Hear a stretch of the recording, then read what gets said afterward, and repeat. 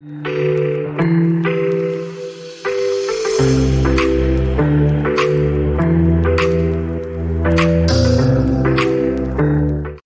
to Santa Barbara Talks with Josh Molina. It's my pleasure to be here with Santa Barbara County 1st District Supervisor Doss Williams. And Doss's story is an incredible story, growing up in Isla Vista and just working in the Assembly, City Council, Board of Supervisors, just doing so much with all of these opportunities. And it's just going to be really fun to talk to you today. How are you, Doss?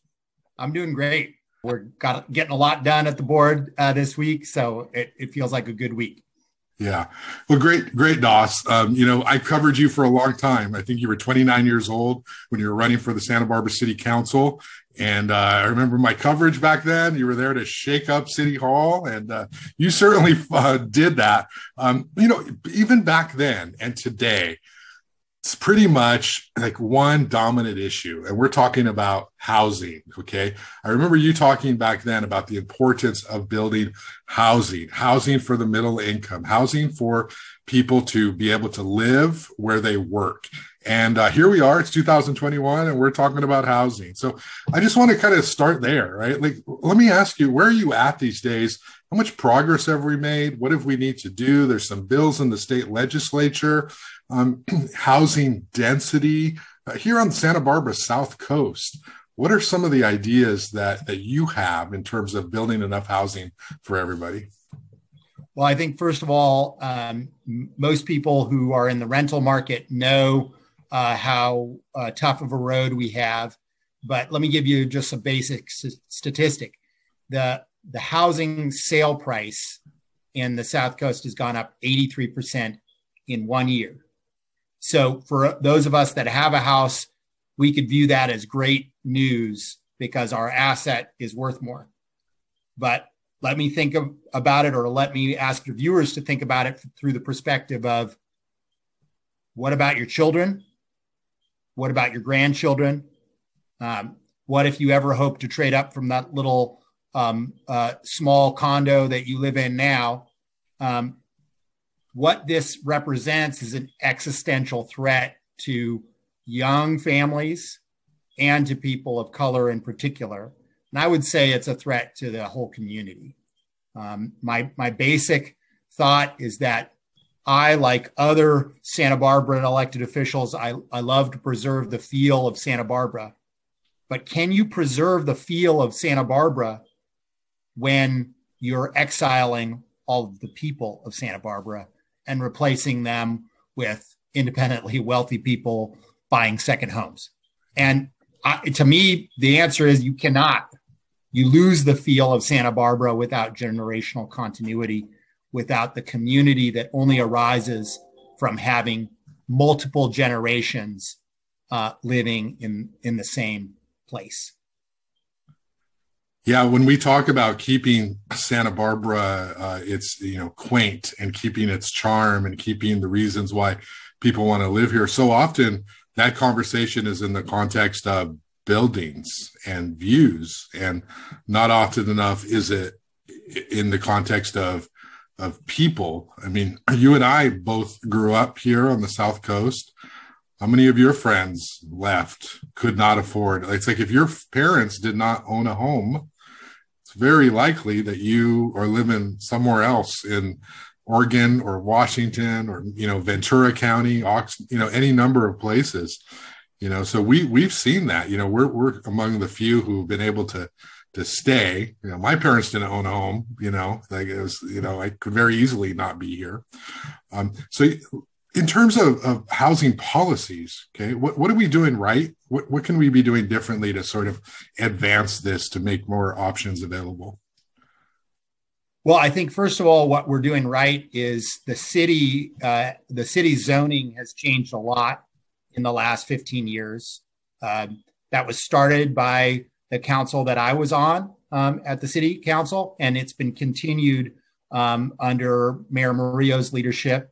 The things that have been put in place allows rental housing essentially to be possible in Santa Barbara. And you are seeing a decent amount of units in the pipeline in Santa Barbara. Unfortunately, you are not seeing that elsewhere. And so I do think that it's appropriate for the county to step up in housing production. This last Tuesday, when we're discussing the use of ARPA funds, the Board of Supervisors discussed a total of $13 million for housing. That would be $7 million for transitional housing for homelessness and $6 million for more middle income breadth of housing needs. That sounds like a lot of money, but it's just barely what's needed to get started. If we want to really get serious about this, it's going to be a real commitment. It's going to have to be a commitment from the private sector. It's going to have to be a commitment from government to allow permitting and zoning in a way to produce housing. And I'm not one of these people that thinks that all housing is good. We have had enough luxury housing as a community. We have plenty of that. But we do need housing that's accessible for middle incomes and accessible for lower to middle incomes. We don't have nearly enough of that. And if we're ever going to solve homelessness, we've got to produce permanent supportive housing in this community. Yeah, sometimes I'm covering the city council on a Tuesday and I'm wishing Doss Williams was still there, because you have these sort of forward thinking, long range sort of views on housing. And what do you think of what's going on downtown? There's talk of 60 feet to accommodate downtown living. It also infuses a population into the downtown area. People can park in the city lots, minimizing parking. What do you think of that whole conversation? If you were a specific decision maker on the city council, or just your views, what kind of housing efforts should we be making in the downtown core? Well, I think it's a really exciting conversation. I would say that I, like most Santa Barbarans, don't want every building to be really tall. But if you don't like 60-foot buildings, then what? You don't like the Arlington and the Granada? Our best, and the Canary, right? Our best are over the 4-story height limit. And so I do think that it behooves us to not be entrenched in our orthodoxy, that if a meritorious project comes along, to have an open mind and allow people to come forward. If the project's terrible, then don't approve it. But let's give things, good ideas, a shot. And I think the bottom line is, if we want downtown to succeed, we've got to be willing to do some new things. It needs help down there. But I'm really confident. I'm really excited. The council is, I think, the most pro-housing council that I've seen in 30 or 40 years, maybe longer. If the right thing will be done, it will be done by this current council. Yeah. And I know you've been downtown, and we just came out of this pandemic. We're almost about ready to open up fully again. You see all the restaurants, the outdoor dining, the street furniture, the e-bikes. There's a lot going on down there. As a local kid, is this the State Street you envisioned? Is it a work in progress? What ideas do you have to make that more sustainable? Yeah, I would say it's exciting because it's much more closer to what I envisioned than I ever could have thought possible. Because a lot of us thought that State Street needed to have some closure to create the prosperity and the walking feel of a downtown. But back when I was on the council, the politics wasn't there. Too many business owners were against it. At this point, business owners, it was their lifeline. And so I think this has flipped, where before it was the business owners against the idea. Now it's business owners part of the movement for change. And, look, there could have been a little bit more forethought in some of the parklets, but some of them are great, and they can get better over years. And if you walk downtown, there are people, there is activity. And even in the worst times of the pandemic, there was activity, and that has kept businesses alive and kept people's jobs alive. And I know that that's important. People have to admit that people having decent paying jobs matters, because we have a lot of people out there who have struggled through the pandemic, them and their kids, to be able to survive, be able to get an education, and have an income. Yeah. All right, let's talk about your real day job, Santa Barbara County Board of Supervisors. We're going through the budget hearings, and massive budget, right? So much that you're responsible for. Can you talk a little bit about what are some of the highlights? What are some of the issues that are coming out of this budget? Both the good, the bad, the sacrifices, the decisions you all are making. Well, there's a lot exciting because most local governments are really struggling financially right now. In the last year during COVID, we have not, because of two factors. Number one, because of the cannabis tax, and that upsurge of revenue has more than made up for some of our losses. And then on top of that, we have the opportunities of the President Biden's recovery package that does allow us to make some important investments. So we are making more of an investment in public health than ever before. If we don't learn from the fact that public health in general had been sort of starved for many, many years, and it affected how good of a response to the COVID pandemic, we shouldn't lose that lesson. Our public health department, I think, performed admirably. Von Del Reynoso is an innovative leader and a great leader of our public health department. But if we had more of the infrastructure in place, if the state and the federal government had more infrastructure in place, the response would have been better. And so we are making an investment in public health. We are also making a real investment in diversion programs. We recognize that the largest growing part of the general fund budget is the jail. And that may be necessary. I think it was necessary to build a North County jail, a modern facility where we can humanely and effectively supervise people in jail. But it's a dead end from a fiscal standpoint, meaning we can never win blocking everybody away. Yeah. We don't have enough money, and you don't have enough money for us to tax you enough for that solution. The solution has to be that people that are redeemable and that we can find more effective ways than having them sit in jail. We need to avail ourselves of that opportunity. And so we're making a much bigger investment through the probation department's diversion efforts. We're working with the DA to try to get a larger diversion effort going.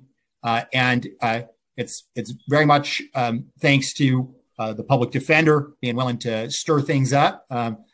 She's taken my old shtick for now, but it's also been because the Board of Supervisors has definitely been willing to try to bring all the public safety players together to make some movement. We even this week had a presentation from the sheriff that demonstrated the cost savings and overtime that can be achieved if we keep jail population low. And he is basically saying, while I don't want to close any parts of the current main jail permanently, we could close wings temporarily and thereby avoid some overtime costs. And that's really important. We had a big argument about how to budget those savings. But the good thing is we didn't have an argument about what course of action we should take. We do need to save some money by, closing wings that we don't need if jail population stays low. Yeah. But we have a lot of work to make that happen. What do you say to people who have concerns about diversion programs? On the state level, you hear of early release of felons in communities and what that means for crime.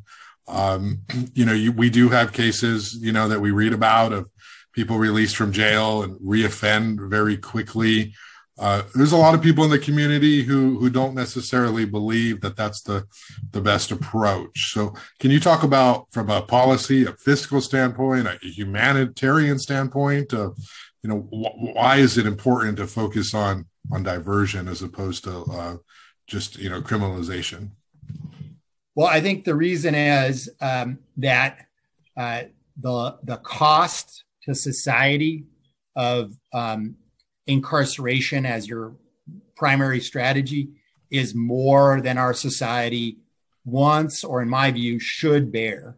In the 90s, the pendulum swung way too hard towards lock them up, all up, and we were putting people in jail for a third offense, who stole a pizza or relatively minor property crimes. People were going to jail for life for that kind of thing. And I'm really glad we're not in that situation anymore. I'm not anxious to go to the exact opposite side of things. I'm not, that's not my agenda. My agenda is to say, look, some of these people can have a chance at reintegration in society. Some of these offenses are minor enough. Before COVID, we still had a lot of drug offenses in the main jail. We still had folks that in most people would go, is that the right place for them? Homeless individuals, people with mental health issues. Warehousing these people in a jail is not the best way to deal with them, either from a fiscal standpoint or from a perspective of these are human lives that, we shouldn't throw them away permanently. And especially not if we have another rap for them. But I'm not one of those people that believes that everybody is redeemable either. There's a reason why we have a jail. There's a reason why we have criminal justice. I believe in judicial discretion in those cases, but I also want the system to work faster, because the primary reason why we had a high jail population before COVID was not because judges were deciding to send everyone away. It was because 70% of the people there were awaiting trial. 70% of the people there had not been convicted of anything. Yeah. They were just there awaiting trial. So we need a system that works faster, works better, one that can provide accountability for people who deserve it, and ones who can provide a second chance for those who deserve it or who can try to do it. Now, the consequence of that is I do not believe is more violent crime. The statistics do not agree with that. Some people make anecdotal cases for that, but the statistics do not agree with that. The statistics do agree with that there is a consequence in rising property crime. But personally, I'd rather have some of my tools stolen off my driveway than pay the taxes necessary to doom these people to a perpetuity in our jail system. Look, people who have had a drug crime, many of them are possible to get out of drugs. Some of them are also possible to relapse and be the ones who steal some tools off your doorstep. But I'm personally believe that is an important move to make for our future. I can tell you this, the county budget is not sustainable if we keep on raising jail funding the amount that we have raised it in the past 5-7 years. It is totally unsustainable. So we got to do something about it. Let me ask you about some environmental issues. Let's start with community choice energy. I think we're going to be making that transition. So I'm probably not going to do this perfectly, but you'll clean it up. People have the option. Well, actually, I think they'll be automatically transfer it over, but they have the option to opt out. There are tiers of electricity service, and you can start with a tier that is the same price as Edison, where you can use energy that is fewer carbon emissions and pay a little bit more. And so this is significant for the South Coast, for the county. So can you talk about why are we doing this and why does it matter? Well, it's a quiet revolution is happening out there. Yeah. Santa Barbara County has been for the past over a year been a part of the political governing of the largest community choice aggregator geographically in the state. It used to be known as Monterey Bay Community Power. It is now called 3CE. And I am the county, for the whole county, the representative on their executive board. It's a 7 or 9 member executive board. And we make recommendations to the full policy board, which is about a 40 member board that includes a representative from Goleta and Carpinteria, a representative from Santa Maria, a representative from the small cities. So Northern California has already made, or Northern Santa Barbara County has already made the transition earlier this year. Southern Santa Barbara County will make that transition this fall. And that means everybody except for the city of Santa Barbara. The city of Santa Barbara is going to join a community choice aggregator, but it's a different one than the rest of us is. And will take a little bit longer. The reason why we're doing it is so that we can achieve carbon-free goals and lower greenhouse gas emissions faster than under the utilities. That is the primary reason. The other reason is so that we can make some of the decisions locally. Things haven't, worked out to the public satisfaction with the utilities on various issues. And we think that at least controlling what energy is purchased and therefore what programs can be offered from those rates is really important. So we're going to be and have been using that money to help people through, COVID, right? There was pretty decent rebates that 3CE made to customers during COVID because of how many people were having a hard time paying their bills. We've been using that money to promote electrification, more electric charging stations. We've also been using it to help promote energy storage and resilience.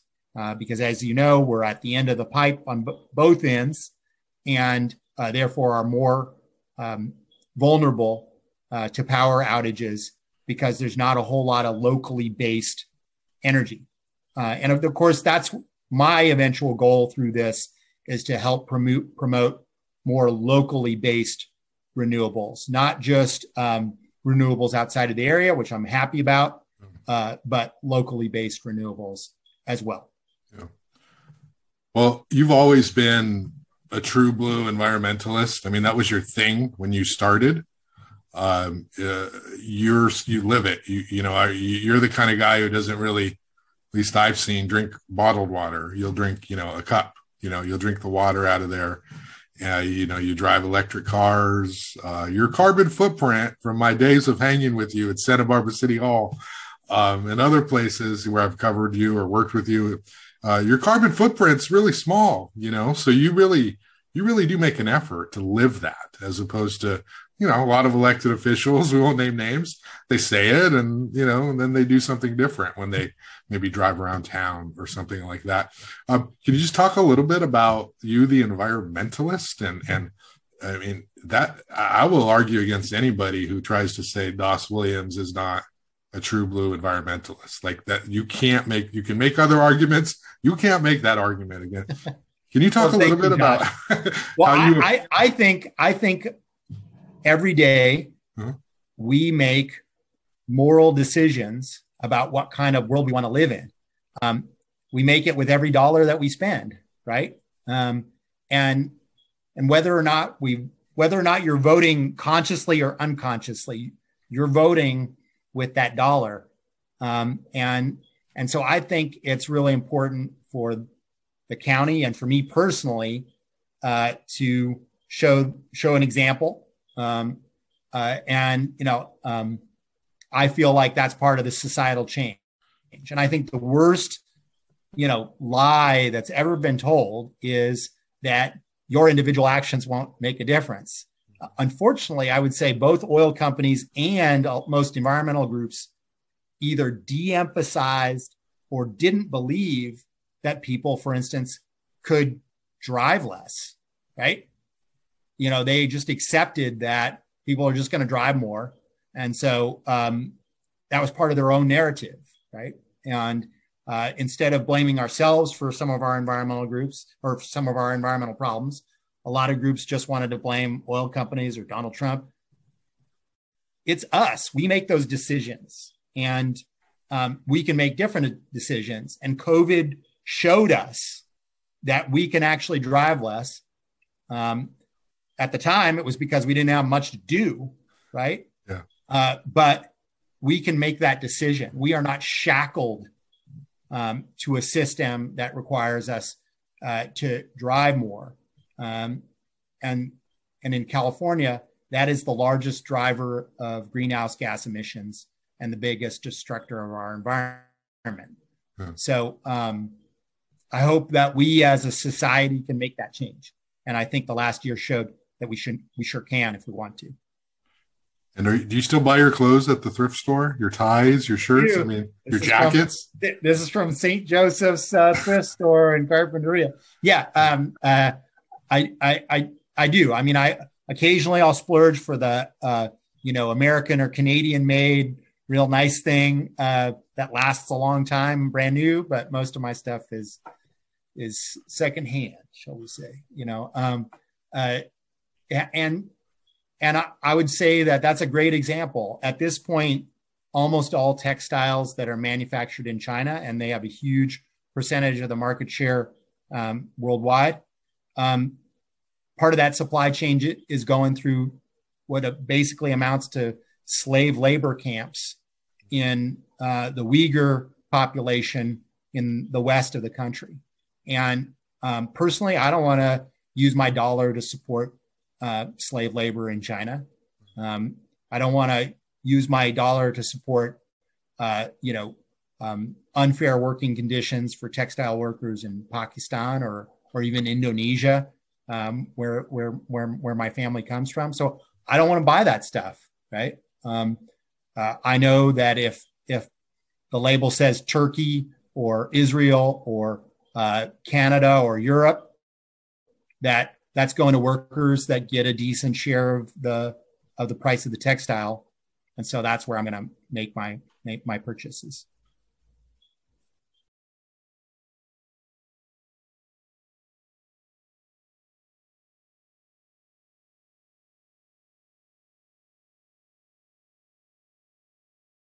One of the things I wanted to ask you, Doss, about was the Coastal Commission appointment. Obviously, that got some attention, and it didn't turn out your way. You were interested. What's your reaction to that? And from your perspective, sort of what went wrong with that appointment process? Well, first of all, I look at the things that you can vote on at the Coastal Commission. So much has importance to Santa Barbara County and the preservation of the coast up and down the state that I thought it would be pretty fun. That being said, it's a lot of work. So having a close ally like Megan get the appointment honestly may be better for me than me getting the appointment. So, I've definitely realized that it's a choice of good things and good endings, and I'm good with it. First of all, because I think it reflects on Megan being articulate, smart, and an up-and-comer, and somebody I want to see do great things. Mm-hmm. And so I think that's, part of it. The other part of it is, hey, you don't change the world, without making some enemies. I guess that's maybe a paraphrase of a Churchill quote, something like that.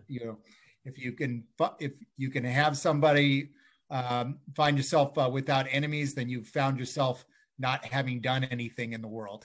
Yeah. Or something to that effect, but it was more some folks that have influence in Sacramento, not so much local folks as was reported in the press. Yeah, I feel like it's really a discredit to Megan Harmon's credentials and her experience. What's with that? I mean, like the first thing that people say is, it must be because some local crazy people decided to do a letter against me. It totally discounting Megan's qualifications or what she might have to offer, including her law degree. So I guess that that kind of rubs me raw in the reporting of it. But man, Megan's awesome. I think she's going to do great. You guys are similar in that you both were labeled at this stage of your career as being young and in a hurry and ambitious. And, it is what it is. But I don't know that a letter writing campaign sunk you.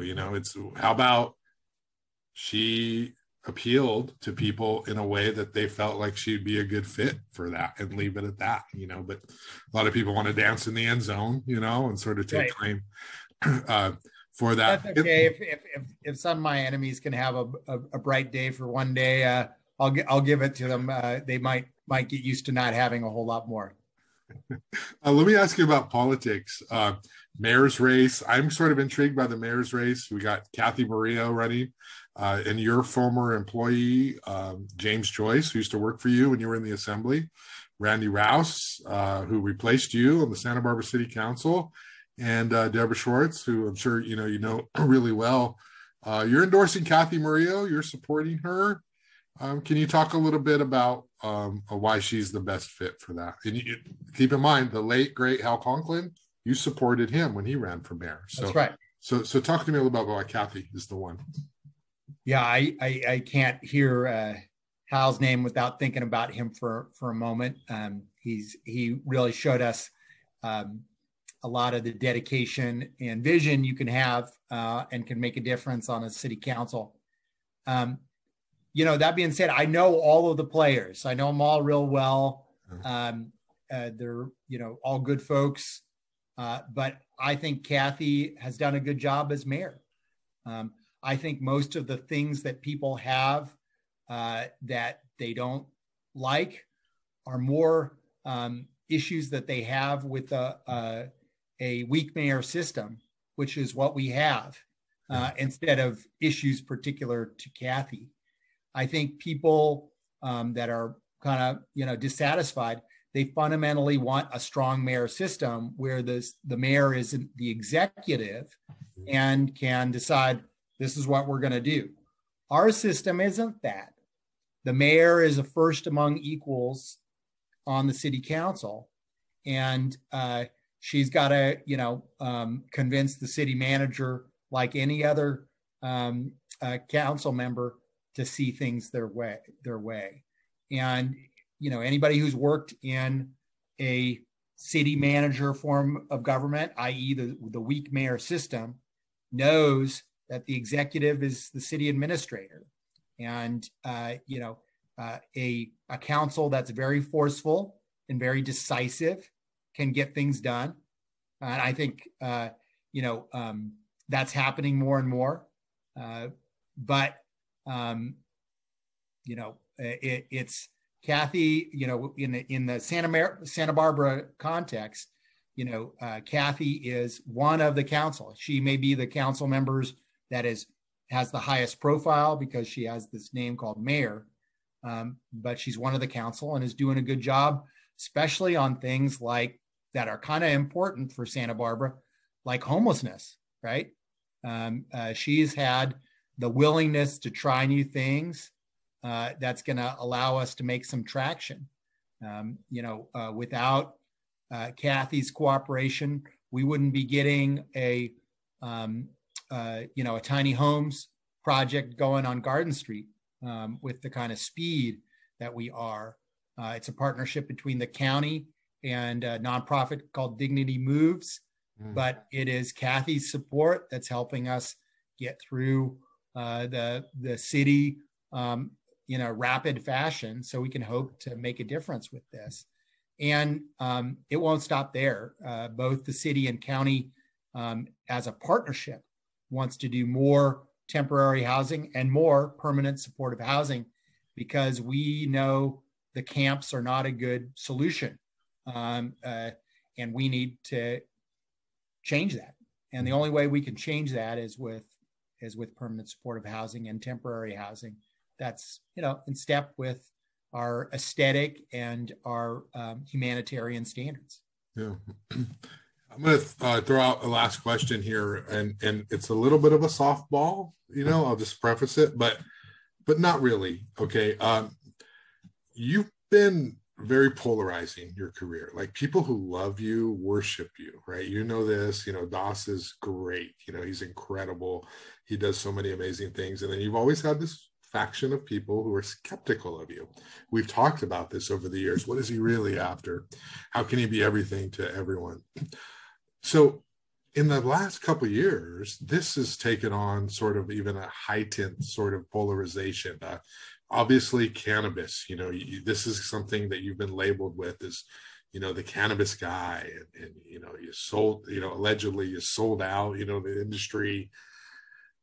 But look what we have to live with, this odor. Okay. And so that stuck with you. You got reelected, you beat that. There were those LA Times articles, those emails, like, you got some really bad sort of press there and some attention.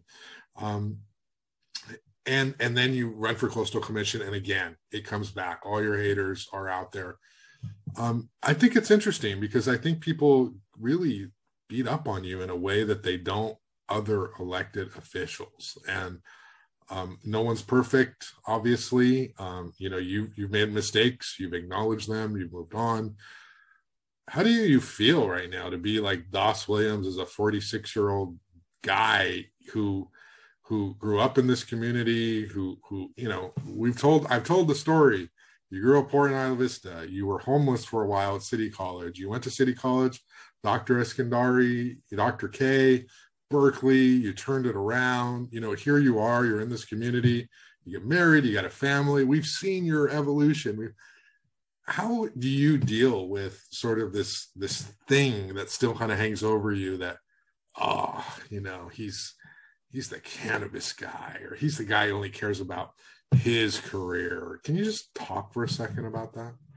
Yeah. I mean, having people hate you in that kind of way, even to the point where they're willing to tell lies about you, and somehow they're willing to process that as being, I don't know, for some kind of greater good.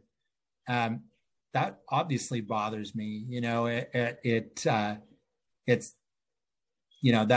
that sucks. But I'll tell you, for me, I made those decisions because I thought they were the right thing. I think that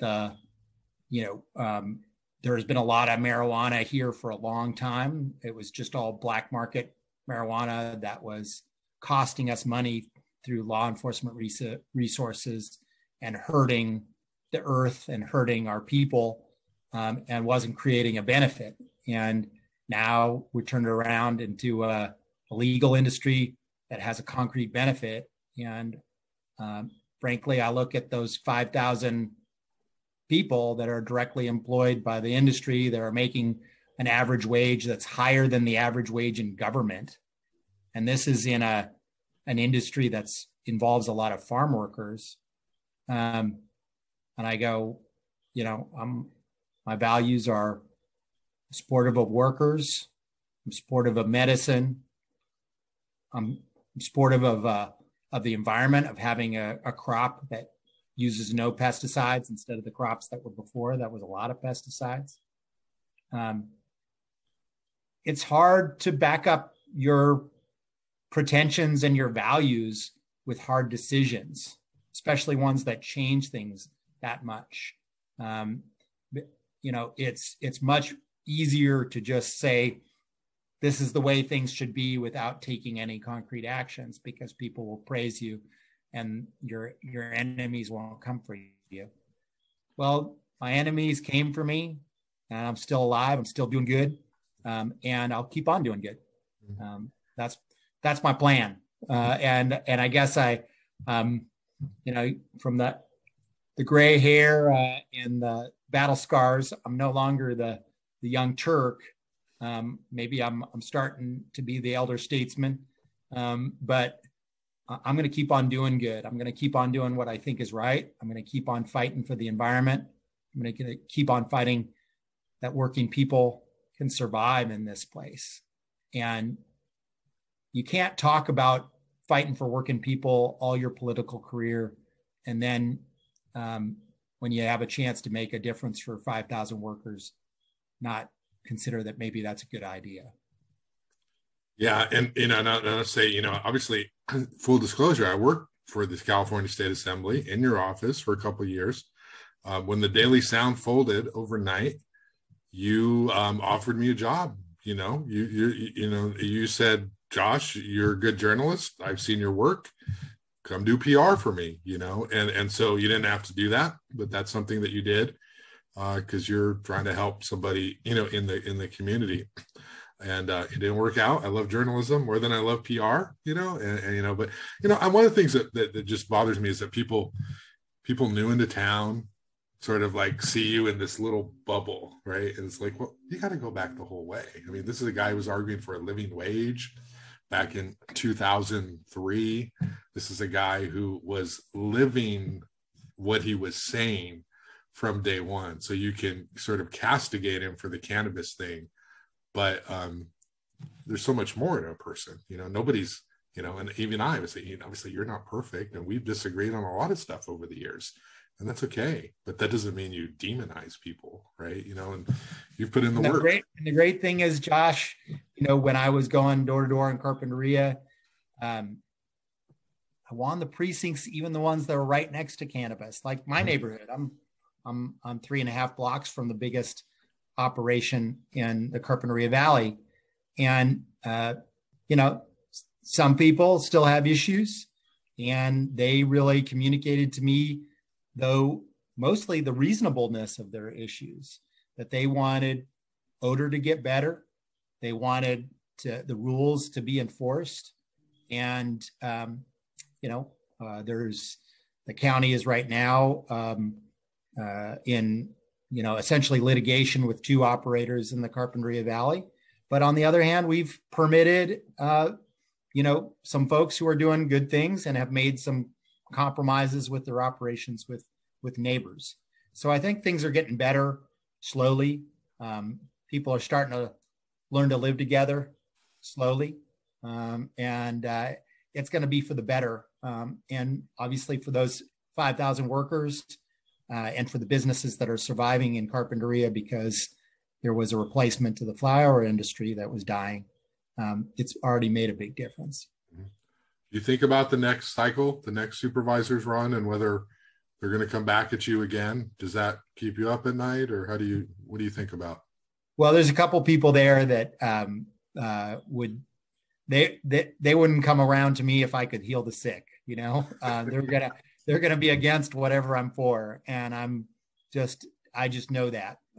But I'm proud of the times that I've been able to turn around people who were my enemies before. Over the years, I think I've earned a lot of respect of folks who are more middle of the road, even conservative, on the basis of standing my principles, even when they're different principles than the ones they espouse. And I'm going to stay consistent. And sometimes that's going to piss people off. Yeah, well, if people could have ever seen the skate kid in Isla Vista back in the day when he was, they'd be like, wow, what an amazing story. Doss Williams is now the county supervisor. No one would have predicted that. But thanks a lot for your time, Doss Williams. Appreciate it. Thank you, Johnny. we'll talk soon. Take care. Great. Thank you so much.